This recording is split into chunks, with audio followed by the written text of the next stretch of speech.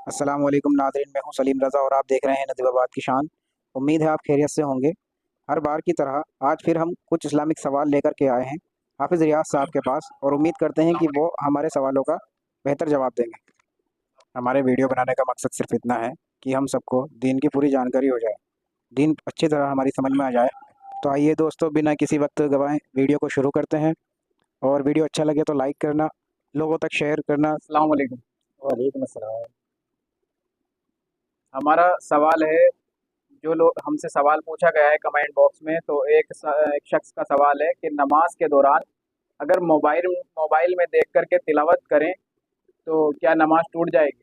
हाँ, नमाज टूट जाएगी। अगर मोबाइल देखकर कोई शख्स तिलावत करता है नमाज के दौरान नमाज, तो उस हालत में नमाज टूट जाएगी। किसी बर्तन का किनारा टूटा हुआ है तो क्या ऐसे बर्तन को इस्तेमाल करना सही है? नहीं, ऐसे बर्तन को इस्तेमाल नहीं करना चाहिए। ऐसे बर्तन को फेंक देना चाहिए या ख़त्म कर देना चाहिए। लेकिन एक सूरत यह है कि कोई शख्स इस काबिल है कि उसके पास वही बर्तन है, उसी बर्तन का वो इस्तेमाल करता है। तो ऐसी सूरत में अगर वो उसे इस्तेमाल करता है तो ख्याल ये रखे कि वो दूसरी तरफ से, जिस तरफ से टूटा हुआ है, उसके दूसरी तरफ से इस्तेमाल करे। इसी तरीके से अगर कोई शख्स नमाज पढ़ रहा है और कपड़े को मोड़ करके नमाज पढ़ता है, जैसे कि आस्तीन मोड़ लेता है या पाइचे मोड़ लेता है, उसके लिए क्या हुक्म है? उसके लिए हुक्म ये है कि देखिए, आज ये मसला बहुत अहम है। दौरान नमाज उल्टा कपड़ा, जो उल्टा कपड़ा करना है वो मकरूह तहरीमी है। तो जिस तरह से इंसान कपड़ा मोड़ता है, पाजामा पैंट वगैरह, आस्तीन वगैरह जो मोड़ता है, तो मोड़ने की सूरत में वो कपड़ा उल्टा हो जाता है। तो ऐसी सूरत में नमाज मकरूह है, तो लिहाजा कपड़ा नहीं मोड़ना चाहिए। हमारा अगला सवाल है, वजू करते ही मस्जिद में दाखिल होने से वजू का पानी मस्जिद में गिर जाता है। कुछ लोग वजू करने के बाद मस्जिद में दाखिल हो जाते हैं, जिससे वजू का पानी पूरी मस्जिद में लग जाता है। देखिए, वज़ू करने के बाद मस्जिद में ही वज़ू का पानी साफ़ कर लेना चाहिए। मस्जिद में वज़ू का पानी गिरना नाजायज़, वो मकरूह है। अगला सवाल है, नमाज पढ़ते वक्त टोपी गिर जाए तो क्या टोपी को उठा करके रख सकते हैं?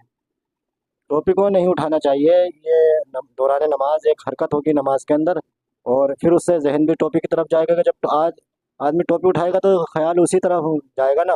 तो ऐसे ही नमाज पढ़े, फिर टोपी गिर जाए तो टोपी ना उठाए। अगला सवाल है, इमाम की सूरह फातिहा खत्म होने पर मुक्तदी आमीन कहेंगे, हाँ, मुक्तदी आमीन कहेंगे। जोर से या धीरे? बस इतनी आवाज़ हो कि मुक्तदी खुद सुन सके, इतनी तेज़ भी ना हो कि जो पूरी मस्जिद में आवाज़ हो जाए। आहिस्ता वाली नमाज में क्या मुक्तदी तिलावत करेगा? नहीं, मुक्तदी तिलावत नहीं करेगा। बाकी सुन्नत कहाँ पढ़े, घर पर पढ़े या मस्जिद में पढ़े? देखिए, सुन्नत जो है वो घर पर ही पढ़े। उसके जो मामलात ये है, एक तो ये बताया गया है, उलमा इकराम और मुफस्सिरीन इकराम ने ये बताया है कि नमाज, फ़र्ज़ नमाज पढ़ने के बाद इंसान अपने घर जाए, जब घर पे वो नमाज पढ़ेगा तो उसके बच्चे, उसकी बीवी, जो उसके अहलो याल होगी, उसे भी वो नमाज पढ़ते हुए देखेंगे। एक तो उनमें नमाज का जो शौक़ होगा, घर के अंदर दीनदारी होगी। फिर मस्जिद में इंसान ने अगर सुन्नत पढ़ रहा है, सामने नियत बांध ली, पीछे से कोई शख्स निकलना चाह रहा है, तो हुक्म तो घर का ही है। नहाने के बाद वजू करना जरूरी है? देखिए, नहाने का मामला ये है, अगर इंसान अगर गुस्ल कर रहा है, दौरान गुस्ल उसने वज़ू कर लिया, तो उसी वज़ू से भी नमाज वगैरह हो जाएगी। और अगर वो नया वज़ू करता है तो वो मुस्तहब है, अच्छा है। अगर किसी वजह से नहीं करता तो उसी वज़ू से नमाज हो जाएगी। मगर नहाना और गुस्ल में फ़र्ज़ है। अगर नहाया है, दौरान नहाने के दौरान उसने वज़ू नहीं किया, तो फिर उसे वज़ू करनी पड़ेगी। इस बात से लोग कभी ये समझ लें कि मैं तो नहा लिया, वज़ू नहीं, और उसने उसमें गुस्ल किया, उसमें वज़ू की है, तो फिर नमाज के लिए उसे, अगर वो वज़ू भी नहीं करेगा तो उसी वज़ू से उसकी नमाज हो जाएगी।